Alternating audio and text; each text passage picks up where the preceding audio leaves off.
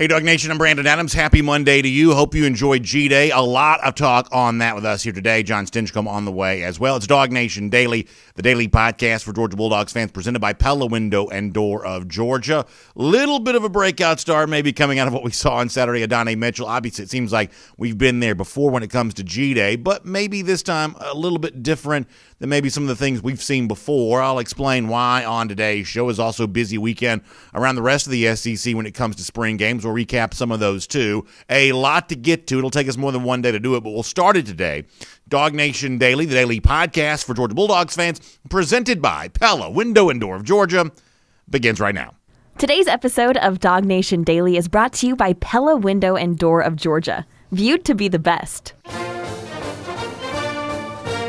Presented by DawgNation.com. This is DawgNation Daily, the daily podcast for Georgia Bulldogs fans. Here's your host, Brandon Adams. Let me just say this off the top of the show to start the day, start the week here on DawgNation Daily, presented by Pella Window and Door of Georgia. I thought Georgia put on a good show on Saturday. And listen, you know, different folks have different opinions about how much it all means and how predictive it actually is for what happens during the season for Georgia. That's obviously something we all understand. But I think the purpose of this is to be entertaining. It's to give those folks who love Georgia football and want as much Georgia football as they can get, to give them a taste of it during the spring. And I thought UGA did a really good job of providing us, you know, something that felt very close to Georgia football on Saturday, whether it be the fact that I'm always going to be a little bit of a carnival barker, so I kind of enjoy the theatrics that go along with this kind of stuff. I like the fact that the red team, the black team, the two different squads, they're kind of divided, the Georgia players are kind of divided into. I like the fact they got their own entrance videos, their own hype videos. They're on the big board before the game. As somebody who grew up in the 1980s era of pro wrestling, back when the promoters thought it was really important to make sure the good guys and the bad guys both dressed in separate locker rooms. I love the fact that the black team for Georgia on Saturday did come from the, I guess what would be the visitors' locker room on the other side, the east end zone side of the stadium, kind of keeping with the image that these are two teams playing against each other and not just one team that's been divided into two. So to me, it was a good show on Saturday. The weather was obviously beautiful. It was great to see some of you in Athens for the game, and I just thought it was kind of a nice way to spend a Saturday. I've certainly got no complaints about any of that whatsoever. It was also interesting in that one of the names that really got a lot of chatter on our DawgNation postgame show on Saturday afternoon, and a lot of you have been talking about on social media, is the performance by freshman wide receiver Adonai Mitchell. Over the 100 yards receiving, scores a touchdown in the game. Really a beautiful play to end the first half at the end of the half. The kind of, you know, full extension to make the catch on the touchdown is probably one of the more impressive things we saw all day long. And both the number of times that Georgia threw to Mitchell, the fact that he came up with so many catches, was in and itself kind of interesting. Now, here's the thing that we have to kind of sift through here a little bit. Is what happened for Mitchell significant for him, or does this kind of go along the long catalog of G-Day heroes in the past who haven't always produced big on the field when they've gotten a chance to play in the actual fall after having a nice spring? In fact, Kirby Smart did kind of allude to this, that just given the format of a spring game, kind of given the way this all kind of goes down, that in Kirby's mind anyway, the balance is shifted in favor of the wide receivers before the game even begins. So this is kind of Kirby Smart talking about that from his press conference on Saturday.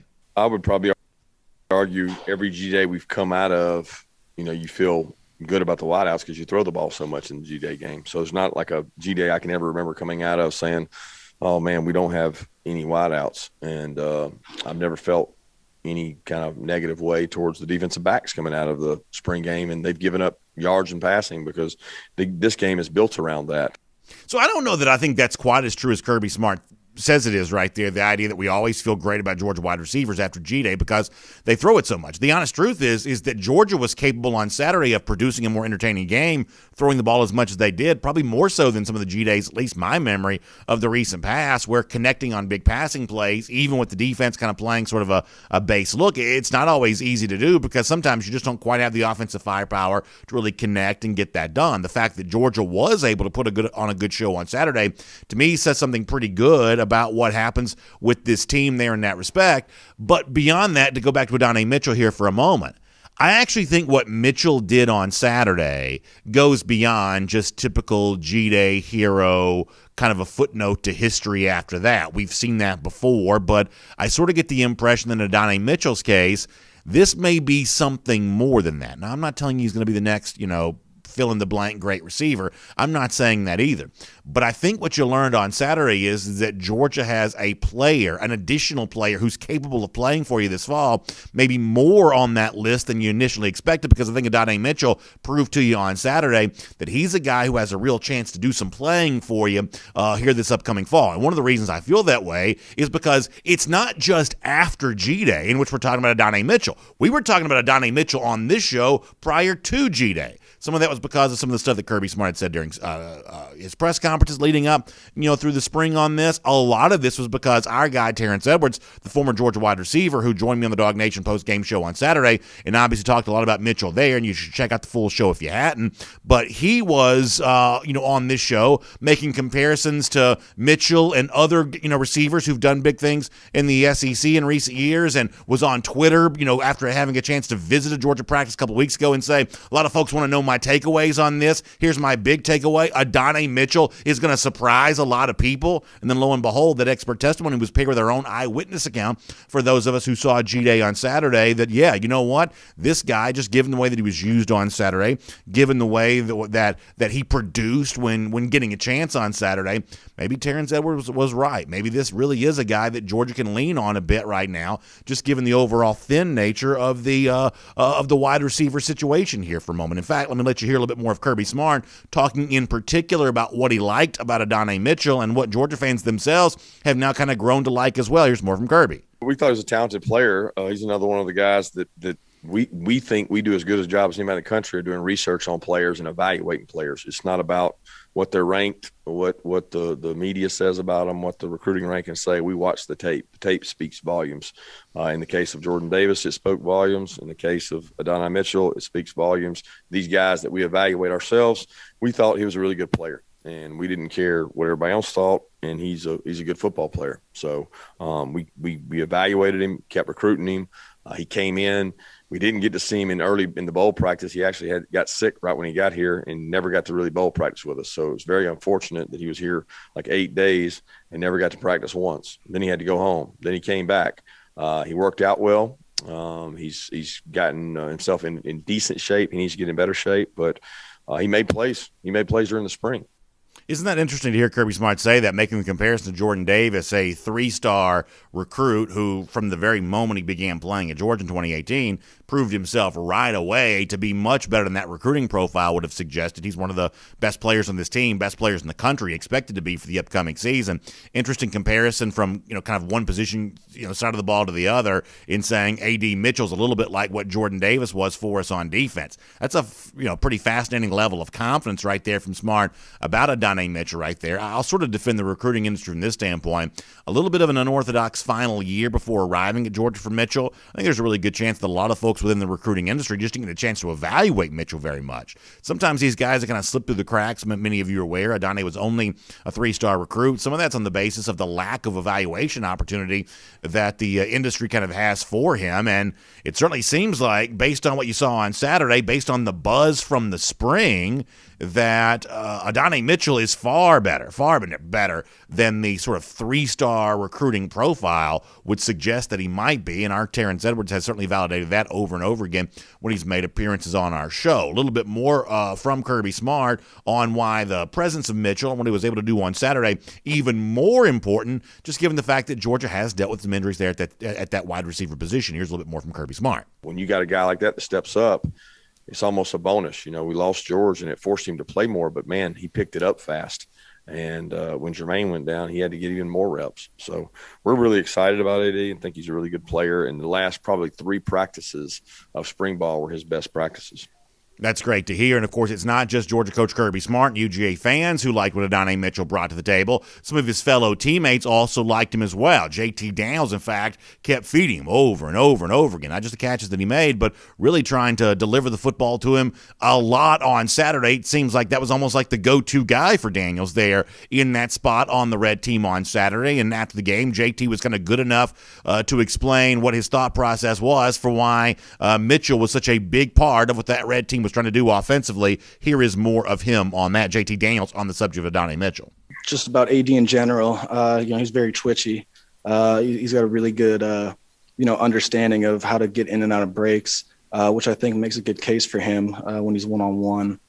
So that's part of it. Another part of it is just him being in the X position. Gives him, a lot of one-on-one opportunities to win. And when you see a lot of one-on-one, you see your X's get the ball, more often than not. So good stuff there from JT Daniels. How about one of his teammates in that wide receiver room, Kieris Jackson, who, by the way, also did some pretty good things on Saturday. Kieris also liked some of what he saw from Adonai Mitchell. Here's Kieris. He's very athletic for what he brings to the table. He brings a lot to the table, just being able to things that he can do, just being just athlete, just natural talent. But once he gets to learn the system, how to practice and how to be able to sustain reps after reps, and no telling how good he can be. But right now he's still working, still progressing, and just excited to see what type of receiver he grows into. Let me see if I can kind of sum all this up with Mitchell this way. The reason why I think this is potentially more than just a guy who had a good spring game. By the time the fall rolls around, you sort of forget it ever took place. Imagine in your mind for a moment, I hate to kind of conjure up a bad thought, but just imagine in your mind for a moment that a Georgia player were to have gotten hurt on Saturday, on G-Day, essentially subtracting him off the roster for what's available this fall. We all kind of know how that'd make us feel. This is almost like the complete reverse of that. Instead of coming out of G-Day feeling like you'd subtracted a name off your roster, I think a lot of Georgia fans now feel like coming out of G-Day, going into the start of the summer leading into the fall, you've now added a name into the roster of someone who's capable of playing. Because this is the way that coaches talk all the time. Fans have a tendency to talk about who's a starter and who's not. Sometimes coaches have a different way of saying it. They talk about being above the line or below the line. The standard of being good enough to play. The standard, the threshold of this is a guy who can contribute for us. How many players do I have above that line and how many players kind of fall below that line? Well, I think what you found out on Saturday is Georgia has an additional receiver above that line than you initially thought when it comes with Adonai Mitchell. I think that's a really good thing. Now, let me also say this really quick. If you saw our Kroger kickoff to start the day on Saturday there as well, I think you got more good news there on that wide receiver situation. I'll show you, and I apologize for radio podcast. I realize this is not something that you can see, being an audio medium, but for those of you watching on video, I want to show this to you. To me, this was a really cool thing to see near the end of the kind of makeshift dog walk on Saturday. If you're watching right there, you see Jermaine Burton walking. You see George Pickens walking. Obviously, Burton seems to be in good spirits. He's on his way back. But look at George walking right there, all smiles. He is obviously limping a little bit, but there's no crutches or anything like that. Listen, I'm no medical professional. Don't take me seriously on that. But that to me right there, for those of you watching on video, does not look like a guy who's more than a year away from playing his next football game. Now, does that mean he comes back healthy, ready to go by the end of the season for Georgia?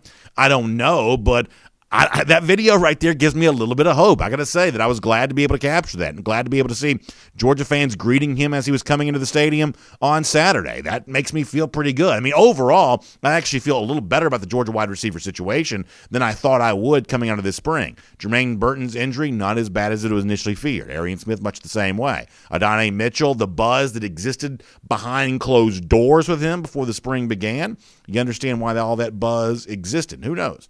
Maybe George Pickens before it's all said and done there as well. G-Day was a fun day on Saturday, and it provided some reasons to feel pretty good about this Georgia wide receiver situation. My name's Brandon Adams, and this is DawgNation Daily, the daily podcast for Georgia Bulldogs fans. Hello to you, and thanks for being with us no matter how you get to us today, live on video, 10 a.m., Facebook, YouTube, Twitter, Twitch. We're on the radio at noon on Athens Sports Radio 960 The Ref, and we're available as a podcast wherever you find them, including the world-famous DawgNation.com. John Stinchcomb on the way. We'll talk some G-Day with him. I'll also say, before we get to that, big thanks to our friends at Pella Window and Door of Georgia for making it all possible. You know, Pella can help equip your house with energy-efficient windows and doors. Make your house look better on the outside, feel better on the inside because all that energy stays where it's supposed to be, not creeping out the sides of inefficient windows, doors, the crevices, how they kind of come unsealed, things along those lines. That's not going to happen when you get those new and improved windows and doors from my friends at Pella Window and Door. Of course, they got national reputation. That means you get unparalleled resources and local family-owned branch right here in Georgia, which means you get unrivaled service. It's one of the reasons why I feel great about recommending Pella Window and Door of Georgia to you, because I know how good of care they're going to take care of you. They also offer a free, no-pressure consultation to talk about all the installation options and everything you have available to you. It's just one of the ways in which they extend great service. And they got great savings as well also. Currently offering 10% off your entire project or 0% APR for 24 months. Also super easy to get in touch. You can go to the website, pellaofga.com/DawgNation. That's pellaofga.com/DawgNation. Or give them a call, 678-638-1496. That's 678-638-1496. Just make sure you tell them that DawgNation Daily sent you. Pella Window and Door of Georgia is viewed to be the best. All right, before we get John Stinchcomb, let me go around the doghouse here for a moment. A lot on the offense to start the show and a lot on Adonai Mitchell. It's going to take us a few days to kind of get through everything that happened from G-Day. But I do want to give you a little bit of a brief glimpse on the other side of the ball for a moment. Defensively, Georgia quarterback JT Daniels, he liked what he saw from that defense on Saturday, including his belief that front seven, all those big names there, kind of help power things for right now as this secondary is kind of working its way through some inexperience issues. Certainly Daniels has been impressed with that group both during spring and also on G-Day on Saturday. Here's the Georgia quarterback on the defense that he played against on Saturday. That's one thing you got to mention when you talk about Georgia football is that defense gives you everything every down. Starting with that front seven, it's absolutely elite. And the secondary, a little inexperienced in the secondary, but don't hold that against them. There's a lot of talent there. There's a lot of good players. There's no fear, in my mind, and there's no fear that I feel with that secondary on the field. They give us a look every day. They make a lot of plays. We make a lot of plays on them, but it's just good on good. We made some plays today, and they made some really good breakups today too. I like the phrase that JT Daniels uses about that front seven, as he says, being absolutely elite. We're showing a lot of Nolan Smith on the screen for those watching video. I thought Nolan had a pretty good day on Saturday. He certainly seemed to be kind of all over the place, and there are a couple of nice moments. At one point in time, Keely Ringo had a big hit for the secondary, and as I said before, you probably have to rewatch this a few times and kind of unpack everything that you kind of saw. It'll take you several days to do that, but some nice words from JT Daniels there when describing the Georgia defense.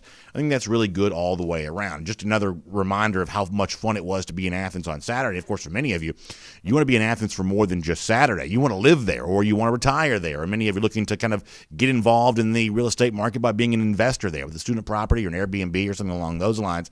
If that's something that you're interested in doing, the important thing to do is make sure you have a local expert on your side helping navigate all the things that make the Athens real estate market unique compared to maybe some other real estate markets here in our great state. So that's why I want to tell you about 5 Market Realty, the number 5 Market Realty, and the great work they are doing. They understand all of this for those who want to, kind of create that investment opportunity for extra income or that dream retirement scenario where you're close to the dogs each and every week. The game day condos, obviously that's a hot thing right now. 5 Market Realty knows all about that. They're also a part of the 2021 Bulldog 100 list. So when you do business with 5 Market Realty, you're really doing business with good dog people, and that's always a lot of fun to do. Big dog fans. They love talking Georgia football with you as well as everything else. Of course, they love talking real estate there as well.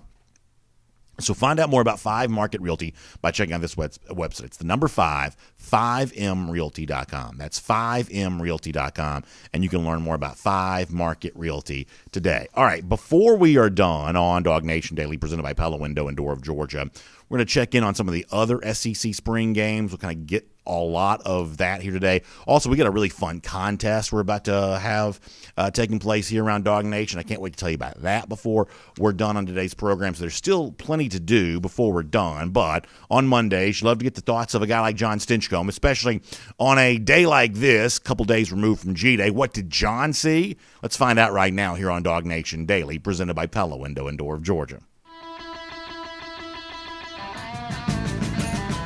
From Athens and across the SEC or wherever the recruiting trail may lead, here's a DawgNation.com insider. We'll say hello to John Stinchcomb here. And, John, I don't know if you would join me in saying this, but I started the show today by saying, it remains to be seen how important G-Day really was in terms of, is this a true picture of what Georgia's going to be on the field this fall for the good or for the bad. But in terms of the entertainment product, I actually thought it was really fun to watch. I had a good time with it on Saturday. Did you enjoy it as much as I did, just getting a chance to see, Georgia out there, really both sides, I thought, going pretty hard and making the most of the opportunity? It was as close to real football as I think as any spring game is going to provide for you, right?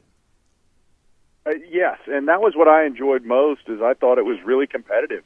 I saw a lot of guys actually putting in some really good effort for a spring game. You're coming at the end of 3 weeks of pounding on the same faces, and a lot of times you get in the spring game, you're just ready to be done and transition to summer training, getting ready for training camp. So to see the guys out there competing, new faces as well as some old guys that went out there and gave it their all, it was some entertaining football, and anytime you get to watch the red and black, it's a good day. So from a ex-player standpoint yourself and someone who's obviously still very involved in the game, you see other places around the country where they just don't seem to emphasize spring games quite as much. For instance, I think Ohio State, if I heard correctly, I don't even know that they tackled during their spring game this past weekend. Obviously, there's a little bit of an injury risk when you go out there and play as hard as Georgia did on Saturday. I don't know if it helps from a football standpoint, but selfishly, I like to see it.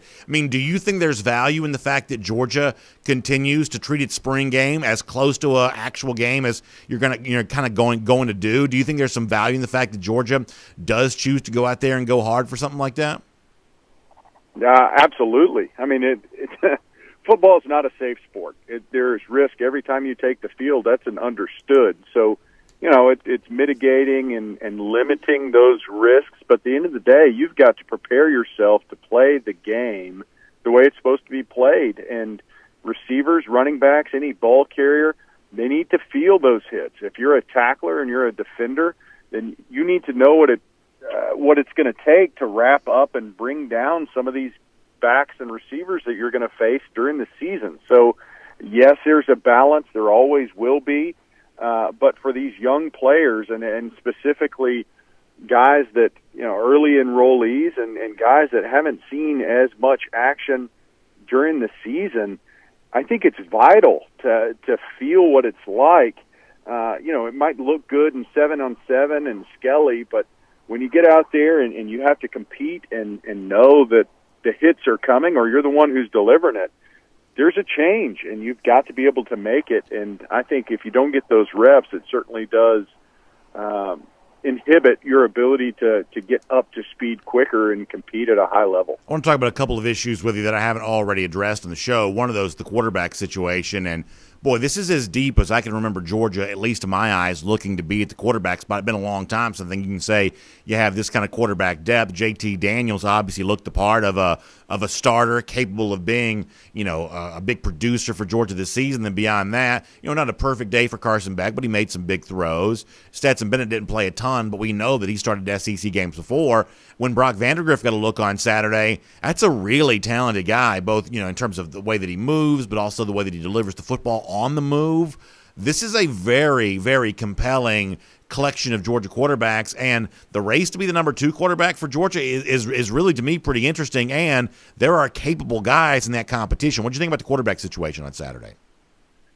Well, I start with JT Daniels, and, we've got to see him towards the end of the year last year, and you felt really good about it, and he did nothing but solidify that position and our confidence in him.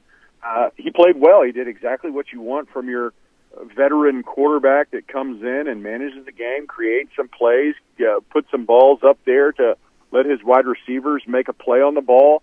I mean, just what you'd want in a spring game from a guy that we're becoming more and more familiar with. Now, for the number 2 situation, you just project what it's going to look like going forward, and you have to really like what Carson Beck and Brock Vandergriff did. So, the discussion's going to be about who's number 2 in 2021, but looking further into the future, both guys seem really capable and had flashes of the potential of being that stud that you hope for once JT Daniels decides to move on and move up into the NFL.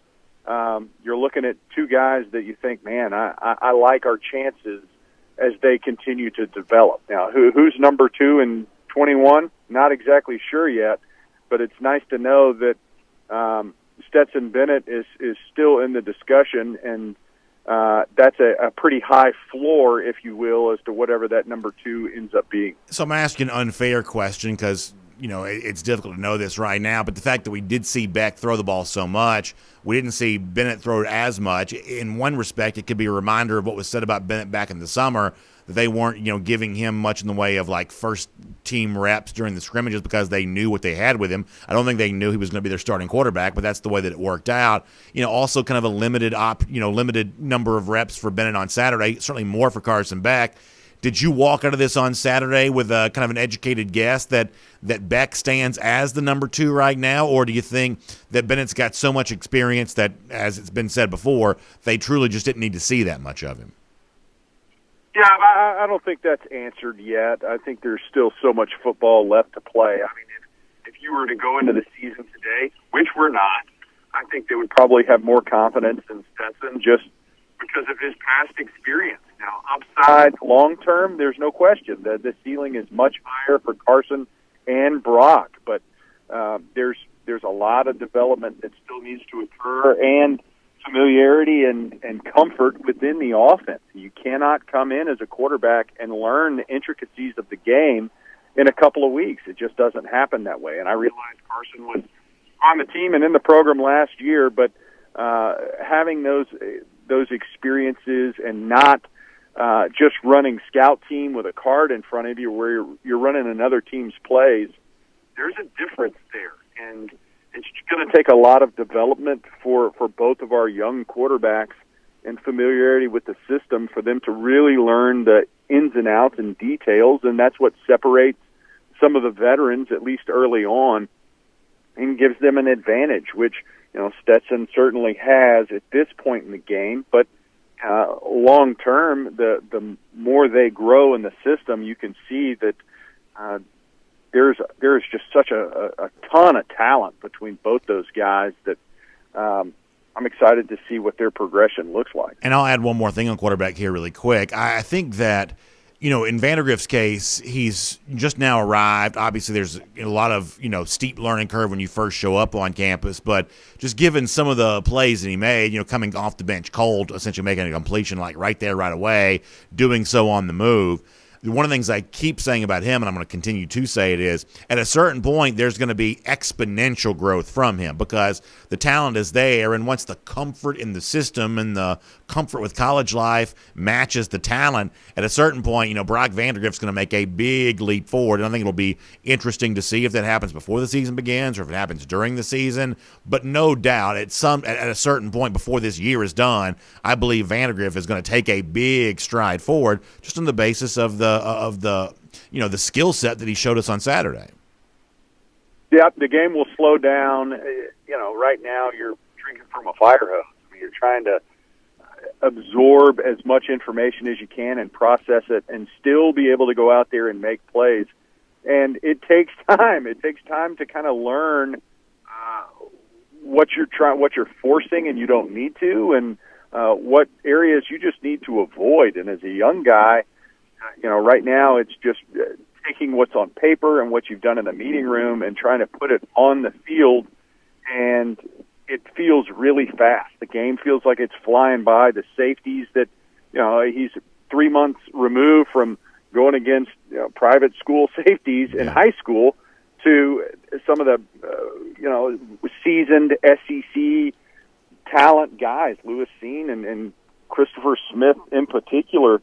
Those guys have been in the fire. They know how to recover and make plays when they're out of position, and what you thought you could drop behind them no longer happens when you've got guys that cover as much ground as they do. So, it's part of the process, and at some point, you're right, that switch will flip, and you go, man, it's slowed down so much from where he's at right now. But It just takes time. I want to ask you about the offensive line, what you saw from that group on Saturday. Before that, let me remind people that we're actually in, as we've been telling you, the week of giving in support of the UGA Alumni Association as they do great work to support the University of Georgia. You've heard Kirby Smart challenging all dogs to get involved in this. Those that care about UGA, who have, children who are students there, those who are, UGA graduates themselves, really anybody who, has pride in the great state of Georgia and the university that does such great work in our state and around the world. A great chance to get involved with the week of giving here with the UGA Alumni Association.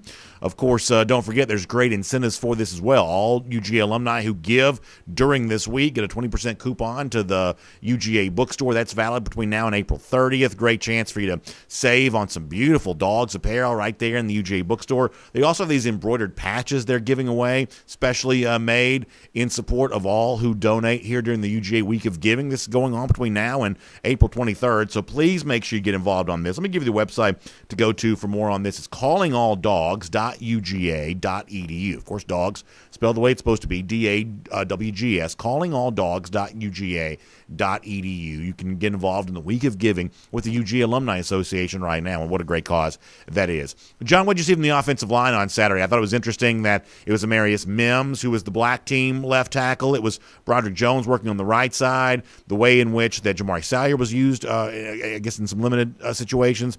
Interesting. Tate Ratledge kind of validating a lot of the buzz that we had heard. Got a big nod there at the beginning of the game. What did you think of the way in which, really on both sides, first and second team, that offensive line was used on Saturday? Yeah, it's a work in progress.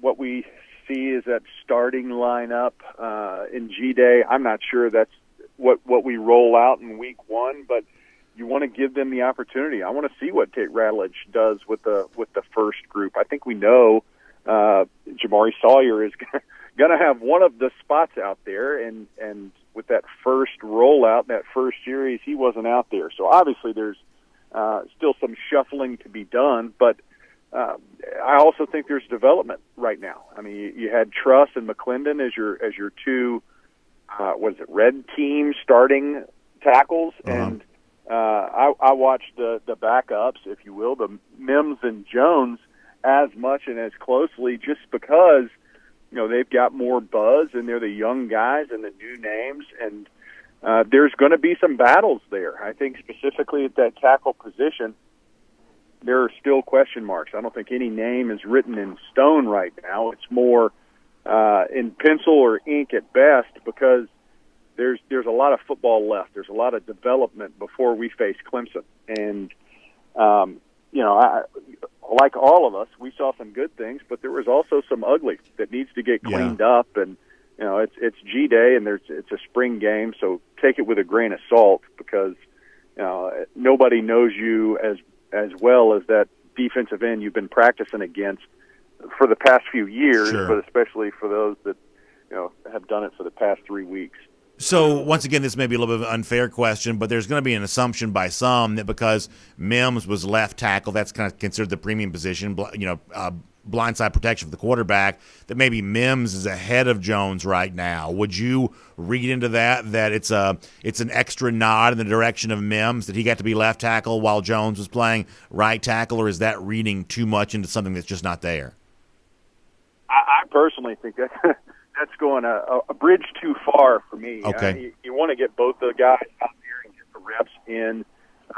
It might be that Mims feels more comfortable on the left side, and Broderick, having been in the system longer, has more familiarity, and you just don't want to stress Mims with having to learn both sides. I mean, I don't know what's happening in Coach Luke's meeting rooms and what that assessment looks like, but I will say this, both guys move really well, and for Mims to come in and play at that level, I was impressed and encouraged for long term, looking down the road. I mean, both guys, you can see that there's still physical development that's needed for them to get to where they want to be as players, but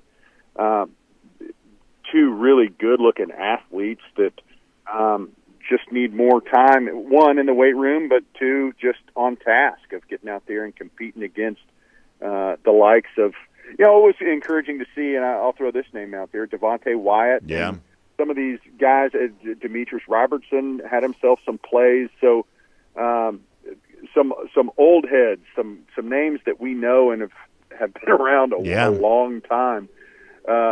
It was good to see them make plays, but also it shows the competition that are the young players that there's so much buzz about that they're walking into. This is a seasoned program at this point where there's not a lot of wide open holes for them to fill some vacant needs, and I think that's a testament to where the program is, and not a condemnation that they're not ready, but it actually lets them kind of develop because we've got some guys in-house that can play ball, and it really raises the level of competition across the board. You've been very generous with your time. Let me just squeeze in one tiny thing before we let you go here. I started the show today by talking a lot about Adonai Mitchell. I think when you have a 100-yard game and a touchdown on the heels of a spring that's been pretty buzzy, Terrence Edwards making some pretty big comparisons with him and saying that he was a guy that he was impressed with when he got a chance to watch practice. John, I take that to mean, I'm not saying that Mitchell's going to be an All-American or anything like that, but a guy who's going to be playing for Georgia this fall, involved in the game plan. My assumption is that's what Saturday kind of proved here, that you've subtracted a wide receiver because of injury with George Pickens, at least for now, but I believe you may have added one in terms of Adonai Mitchell, who right now looks a lot better than what a 3-star recruit's profile would suggest that he should be this early in his college career. What would you say about Mitchell based on what you saw on Saturday? Well, I think it's great. I mean, you love to see young guys making plays. Now, wide receiver actually becomes one of our positions where you've got so many names that you could throw out there and say, God, he could be the guy. But, for Adonai, he certainly did grab the attention from G-Day for the position group. And he was making plays and seemed reliable. And if and when his name is called, you got to feel really good that he's a guy that wants to make plays and has done so pretty early in his tenure there in Athens. So, is he going to be the guy rolling in September? I personally, I doubt it, but I think he certainly has thrown his hat in the ring as a rotational player that can get some snaps and add. For young players, especially that, in positions where you can roll guys in and out, you're trying to carve out that time on the field. And maybe you're not a starter, but you're certainly a contributor. And I think he helped himself in that regard on Saturday. John, it's always great to get a chance to speak to you here on DawgNation Daily, presented by Pella Window and Door of Georgia. Your insight so valuable in terms of what you saw from G-Day, and we'll look forward to doing that with you again really soon, and I hope you have a great week. Oh, absolutely, and back at you, BA. And one other thing, it was nice to see, we did the freeze frame series and highlighted a number of guys, and to see Darnell Washington do some things that we highlighted on film. James Cook, same thing, the way that he was used in the run game and in the pass game, and then see Lewis Seen with an interception. I mean, that's 3 of the 5 guys that we kind of highlighted and raised attention for with the Bulldog Nation. It was good to see them make some plays out here. You know what, John? I almost never miss a chance at promotion here. That's just kind of what I do. I'm actually really disappointed with myself. I should have made that connection that our selections, and I'll give you all the credit for this, of course, but the selections for our DawgNation Freeze Frame series this spring, really all of them seem pretty strong here. We're going to do a lot of Darnell Washington here this week, and highlighting him as part of that show seems like a pretty good idea. James Cook, Anderson, Seen all the way around. That's a pretty well done selection there, because really all those guys, really showed up in a big way on G-Day on Saturday. That's very well said, John. Good stuff. Well, they flashed, and really in a spring game, that's what you're looking for. It doesn't have to be the consistency just because you're rolling guys through. But that's right. To see the flashes of what's to come and what they could be, I think is really exciting for the lot. The name we didn't say was Jordan Davis, and I think that's because we all know the commodity that he is and what he means to the defense. But for some of the other players, I think it just goes to show that we might be on to something there. They might be some real contributors as the season rolls around. I think you may be right about that, John. That's good stuff. Thanks for your time. All right, guys. Go Dogs.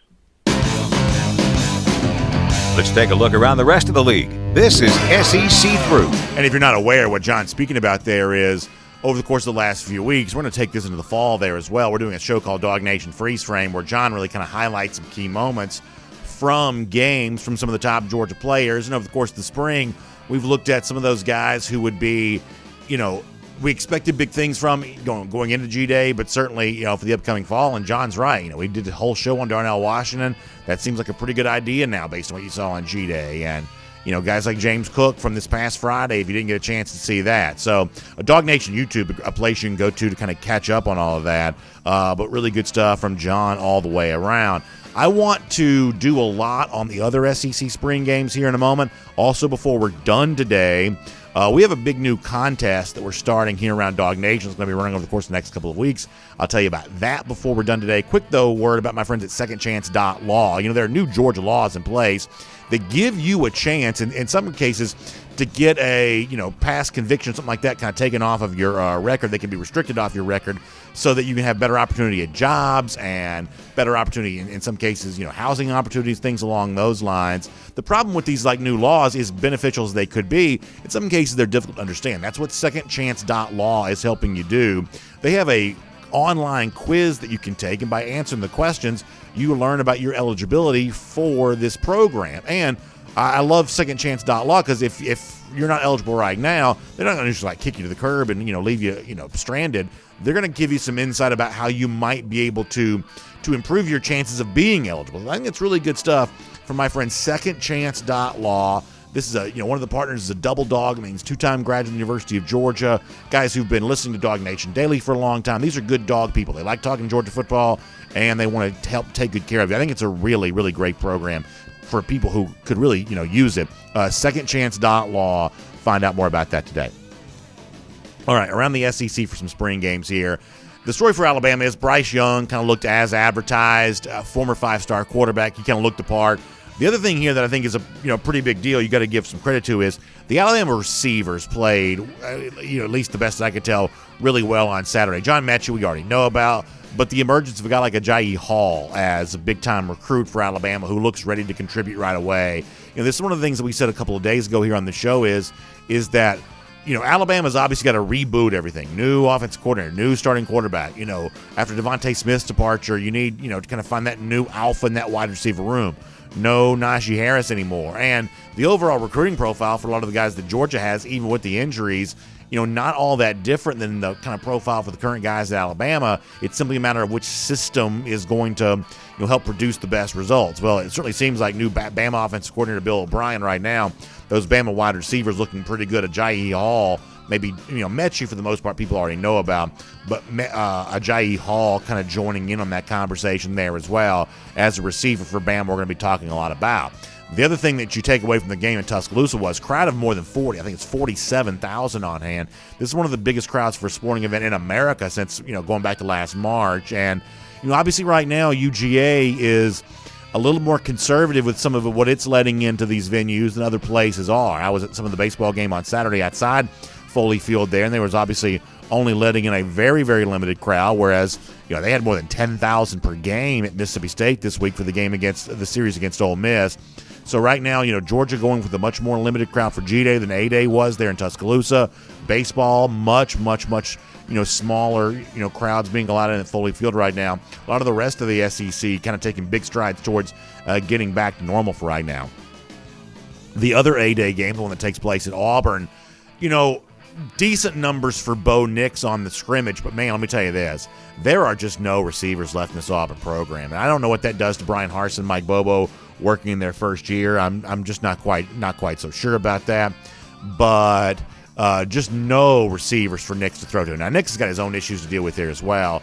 But this is just not a program deep in receiver after guys like Schwartz and Seth Williams and others have kind of left that program. Certainly seemed like Tank Bigsby had a pretty good day. I think he even had a kick return for a touchdown, which you don't normally see in spring games because they don't normally let him go like that. But Bigsby had a pretty big day.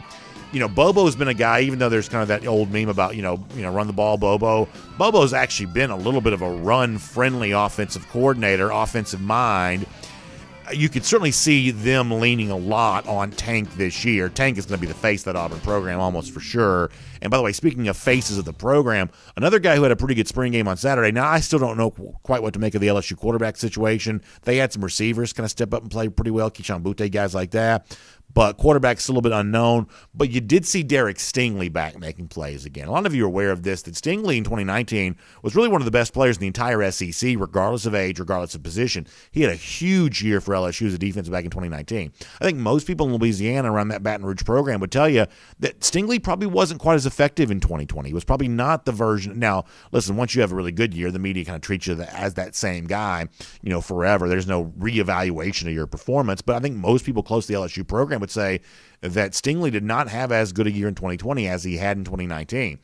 If you're thinking about LSU, as we've talked about before, a potential bounce-back type of team, I think one of the ways in which you have to get there if you're LSU is you got to get that big performance from Stingley once again. His broken up passes in 2019 were one of the ways in which an overall kind of slightly above average LSU defense was able to get pace. They did sack quarterbacks that year. They did defend passes that year, and that enabled them to obviously be a recipe for a national championship. But LSU needs Stingley to be back being what he once was, and maybe Saturday a little bit of a glimpse that might end up being true will make that your SEC through. A couple other things here real quick. As I said before, got a chance to be at Foley Field for some of the game on Saturday post G-Day. I took my family to G-Day.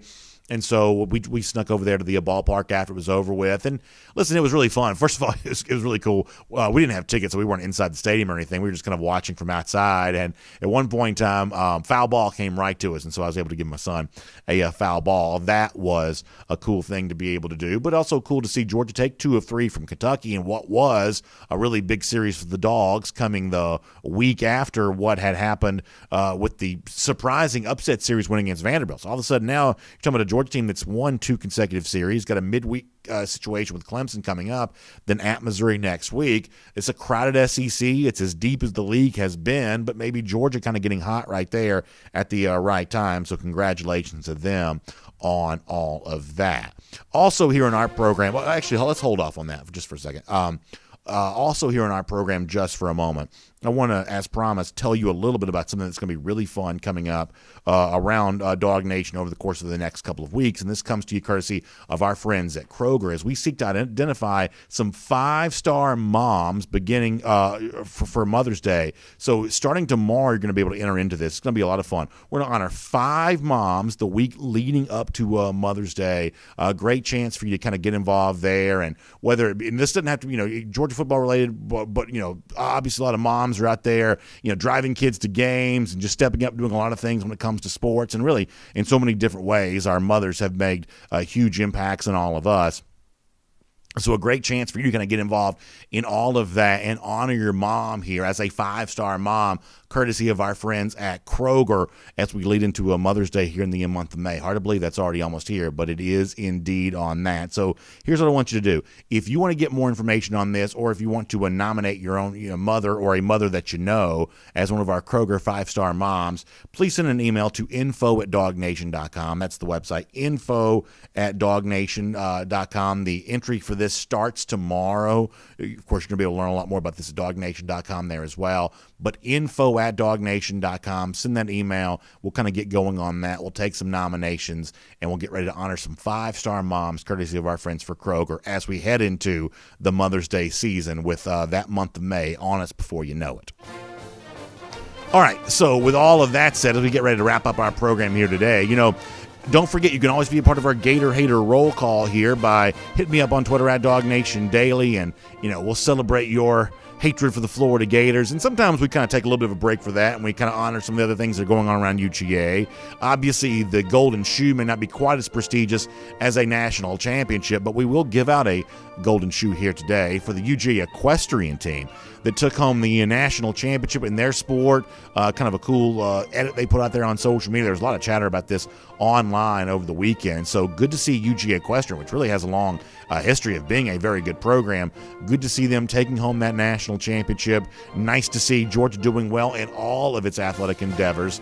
In this case, the equestrian team there included. By the way, lousy, stinking Gators, speaking of them, 194 days from right now, Georgia goes back to Jacksonville, gets a win against Florida. We'll have more G-Day talk for you again tomorrow. We'll keep breaking it all down. DawgNation Daily, presented by Pella Window and Door of Georgia. We will look forward to talking to you then. Have a great day, everybody. And on video. Time now for our R.S. Andrews cool down. Air conditioning, heating, plumbing, and electric. You can trust R.S. Andrews to do all that for you. They show up on time. They do the work that's promised, the price that's promised. If your air conditioning unit is on its last leg, for many of us, that may be the case. You want to get that last little bit out of it, but deep down you know, hey, this thing's on the verge of breaking down. Listen, get the peace of mind that you need to know that that unit, that system is ready to make its way through that long, hot summer that's on its way. Get it tuned back up to factory fresh specs with that mega tune-up from my friends at R.S. Andrews. Find them online at rsandrews.com. Let's pop over here. We'll do Facebook first today. We'll do a couple of YouTubes after that, and we'll get rolling. It's going to be a lot of fun. Actually, let me just do YouTube first because that's what I just pulled up first. All right, so over here on YouTube, we'll do some comments. Get ready to go. Frank Patterson says, BA, after seeing Zeus's recovery and speed and Jalen play, I now feel like we're going to beat Clemson by 27 points instead of 15. Well, there you go from Frank Patterson. You'd love to see that. It was fun to see all the ways in which the Georgia running backs got involved on Saturday. I want to say there were at least 4 backs that had at least 5 catches, obviously in addition to running the ball when Georgia chose to do that, really using those guys as weapons out of the backfield in the passing game. That was a cool thing to be able to see. Memphis Dog says, funny that the UG Equestrian team beats teams in states like Oklahoma and Texas where horses are considered part of their history. Yeah, kind of interesting. I guess UGA's a big equestrian rival is Auburn. I think Auburn also has an equestrian powerhouse too. In fact, I believe Auburn may have, some of y'all will certainly correct me on this, but I believe Auburn may have won the SEC equestrian, but Georgia came back. I think it's maybe like 2017 football all over again. I guess Auburn may have won equestrian SEC, and then Georgia came back to win the national championship, if I'm right about that. Michael Porter, by the way, is agreeing with Frank on that. William Perry, got a chance to see William at the UGA bookstore on Saturday. It was really fun to be able to do. Great to see William. You're in our comment section there as well. Ben Elliott says defensive line depth is amazing. Guys like Logue, Norton, Walthour give us quality depth across the front. Also, Quay Walker's going to be a problem. Yeah, this is as deep as I can ever remember the Georgia defensive line being, including some of the names you mentioned. We saw Logue, who I thought really had some nice moments playing last year in some of the Jordan Davis injury situations. I thought Logue handled his business pretty well then. You know, nice to see him doing some stuff. And, you know, yeah, so I mean, this is as deep as that group has been. Michael Porter likes talking about those, you know, lousy, stinking Gators. We always enjoy doing that around here.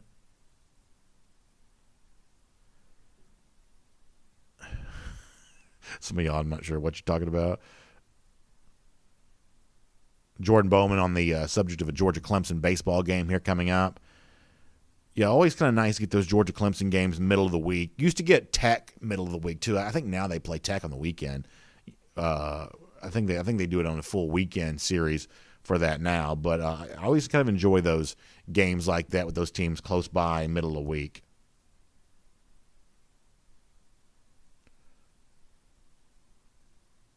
Robert Barnes says it's time to show support for the whole team and not just certain players. It'd be better to freeze frame the running backs, tight ends, wide receivers, etc. The problem with that is we're trying to keep freeze frame to about 15 minutes. So it's hard to do much more than one player in 15 minutes. Carl Barr says Auburn's got some running backs, meaning beyond just Tank Bigsby. So apparently Carl was checking on that Auburn game on Saturday. Jordan Bowman says he's ready for my Texas A&M spring game predictions. That comes up on Saturday. We'll see that quarterback battle between Hayes King and Zach Calzada there. Y'all laugh, but listen, I have correctly predicted the SEC West winner 4 years in a row. And it's only been Alabama in 2 of those 4 years. So I've had a little bit of a finger on the pulse of the SEC West. So you know, part of this thing with Texas A&M is about, do I pull the trigger on a non-Bama winner and end up being correct for a 5th consecutive year? So I got a lot riding on this.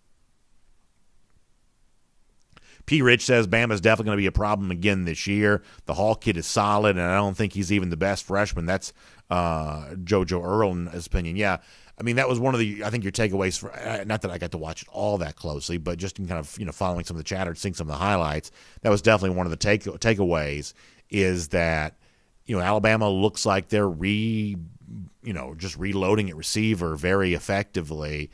And that's what good programs do right now at that receiver position in particular. That's where the power is in college football right now, and Alabama finds a way to do that. So, I mean, at this stage of the game, just given the way that Georgia has recruited, the last couple of cycles, and it should not be an obvious advantage for Alabama there anymore. Those 2017 guys have now cycled out of the program. That was the one first real big year of Bama success. Those guys are now all gone. But Alabama is kind of using that pedigree to bring in other receivers, and you got to give credit where it's due right there. By the way, good to see Miriam Martin Corbett on Saturday there as well. Calvin Sanders says, I like how our DBs looked on Saturday. I'm confident they'll be good to go for the season. Seen's going to be a star. Boy, that's great to hear. I'm glad to hear you say that you enjoyed what you saw there, Calvin. That's nice stuff. Isaac Cruz says he wasn't really impressed by the offensive line. Yeah, I don't really quite know what to make about that. He goes on to say, this is Isaac, it was hard to open gaps against guys like Jordan Davis. I guess we'll see how they actually do against Clemson. I mean, that's one of the things about Clemson is, in addition to being just a stiff test because it's a perennial playoff team, it's also specifically a stiff test for that offensive line because of how good that Clemson defensive front can be. It's really one of those issues where, Georgia's defensive front against Clemson's offensive line, a group that struggled against Ohio State, Georgia's offensive line against Clemson's defensive line, a group that, pretty well has shown up in a lot of big games. That's the deciding factor on both sides there, you would see. Darius Brown says, what's wrong with the offensive line and their run blocking? I don't know that I'm going to make a whole lot on that on the basis of just, this G-Day scrimmage. It certainly sounds like John's not making too much about that. I mean, when you're playing your teammates, there is a certain sense of playing the play being a thing. You just do. Any of you played high school sports of any, football, basketball, whatever else, it's just easy to get used to playing your teammates in a scrimmage situation. So I'm not making excuses for that, but I'm not too worried about that on just the basis of this.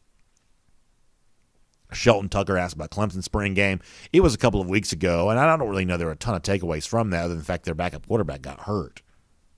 Darius Brown says it was bad last year, too. Yeah, it was not as good last year as it had been. That's probably true. But let's see this, Darius. Let's see if this offensive line benefits from a passing game that requires defenses to now have to make a guess, pre-snap about what Georgia's going to do. And all of a sudden, wider running lanes to run through. All of a sudden, does that make the job of the offensive line a little easier? I guess that's what my hope would be. Eric DeVorncy says, did I go into the new building? No, I did not get a chance to do that on Saturday. I did not, but I would like to see it at some point in time.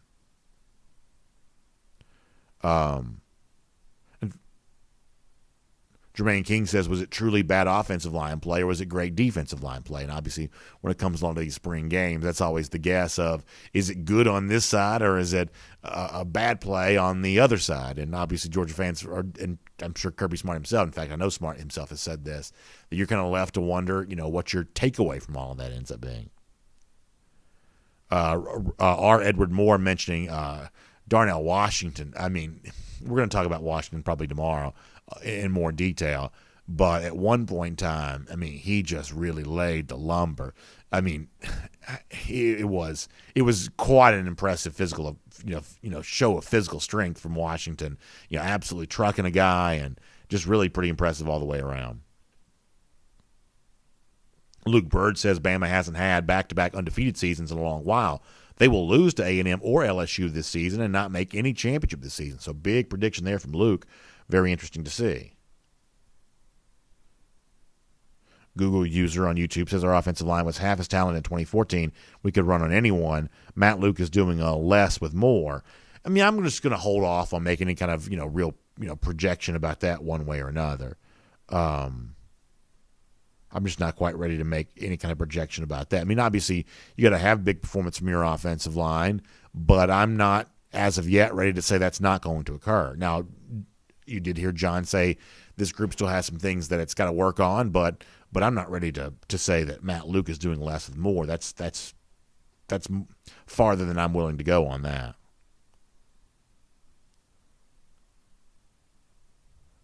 Let's see what else.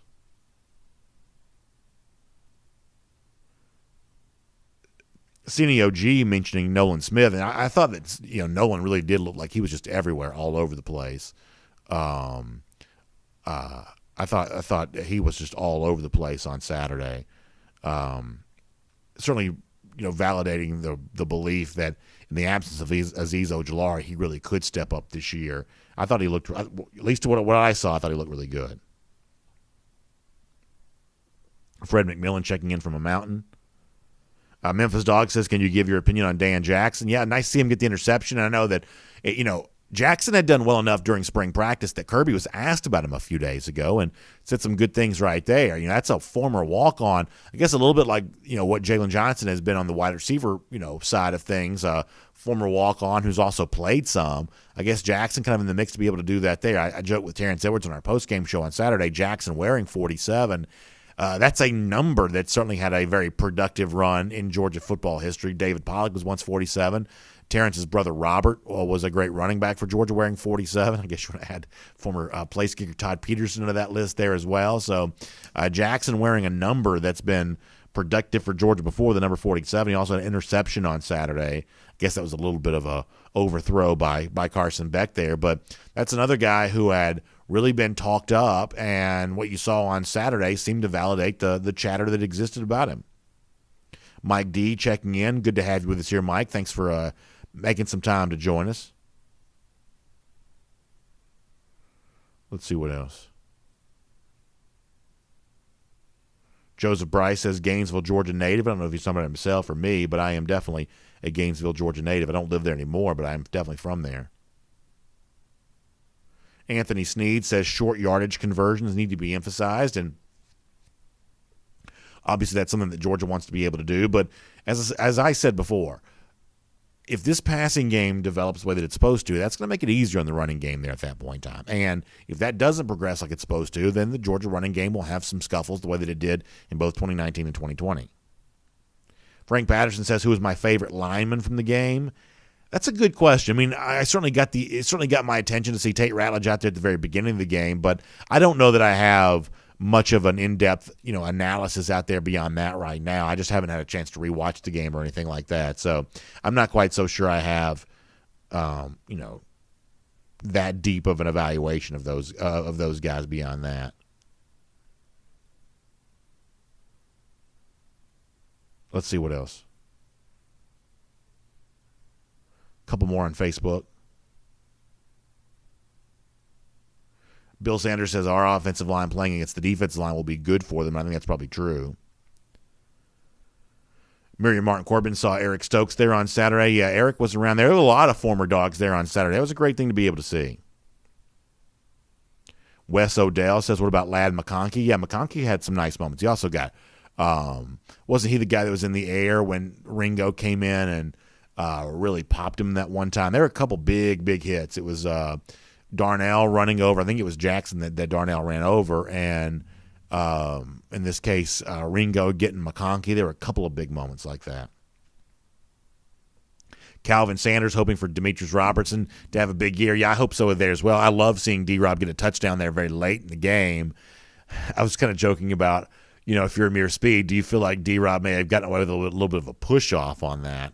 I'm not quite so sure, but nice to see D-Rob get a touchdown there, late in the game, long one. I think it was 59-yarder. Let's do a couple more, get ready to go. Jacob Holland was there on Saturday. Jacob, good to know.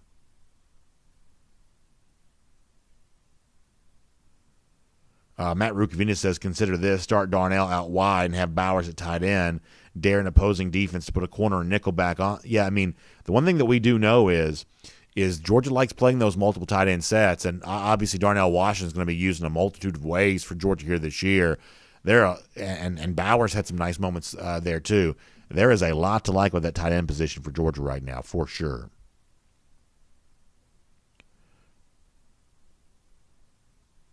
Let's see what else.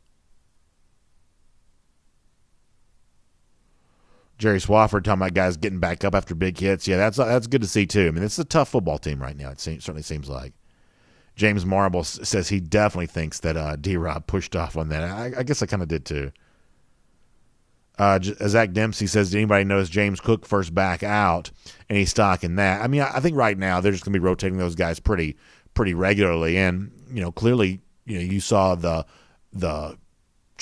all the different ways in which Cook can be used, which I think is a great thing to be able to see there as well. Randy Hall said you had to love what Darnell and D-Rob did on Saturday. Yeah, that was great to be able to see. I loved it from both of them. Really, really fun all the way around. Really fun. A couple more here. Stephen Wainwright says D-Rob's been playing college football for 6 years. Yeah. I mean, listen, I was a young man. I don't think I had probably a gray hair on my head when D-Rob at the College Football Hall of Fame committed to Cal way back in, I guess it would have been, spring, summer of 2016. That's a long time ago now. That's a long time ago. When he committed to Cal, Kirby Smart had still not coached a game yet for Georgia. That's crazy. Crazy. Let's see what else. YouTubers talking about Facebook names again. Always funny. Johnny Lester says, these dogs look hungry and ready to bite in 2021. Let's go. Yeah, obviously it's going to take us several days to kind of break down everything that we saw from G-Day on Saturday. A lot to unpack there. So I think it's just I thought Saturday was a good day. Not a perfect day. People said there were offensive line issues maybe. Secondary still leaves you with unanswered questions. We understand all of that, but a fun day. And really a great time to be with other Georgia fans. I had a chance to see so many of you. I loved being able to do that. And I had a chance to see this Georgia team, which I think, I'll say it this way. I think I said this on the postgame show on Saturday. If you came into the spring, if you came into Saturday for G-Day thinking that Georgia was a national championship contender, I don't think you've seen anything over the course of that day on Saturday to make you think that wasn't true. Not a perfect team. No one is. Issues to be addressed. You've got several months to do it. But still very much in contention for the championships that we thought was a possibility for Georgia. You leave spring, even after the George Pickens injury, with that still very much intact. And that's a really nice thing. All right, as we're getting ready to say goodbye here, don't forget Atlanta Journal-Constitution. Check them out online, ajc.com, for everything happening around the city of Atlanta, state of Georgia. Potentially bad news for the Braves. Ronald Acuna has been red hot. He's also got a little bit of an abdominal issue that he's dealing with right now. You can find out more about that. And I hate to give some pub to a former Jacket here, but how about Stuart Singh winning the event up at Hilton Head over the weekend? As much as I don't like former Jackets, I do like guys in their 40s who still make it look easy. And Stuart certainly did that on over the course of the weekend. That was great to be able to see. Also, plenty more about how the rollout of the vaccines going here in our state as we work to kind of get things back to normal. So really good stuff all the way around, and some just really interesting stuff. Also, more coverage of the crazy situation going on with Valdosta and its football after all the GHSA investigations and things along those lines. Get more of that online at ajc.com as well. Thanks for being here for R.S. Andrews Cool Down today. Appreciate you being here as well for DawgNation Daily, presented by Pella Window and Door of Georgia. I will look forward to seeing all of you back here tomorrow. Hope you have a great day.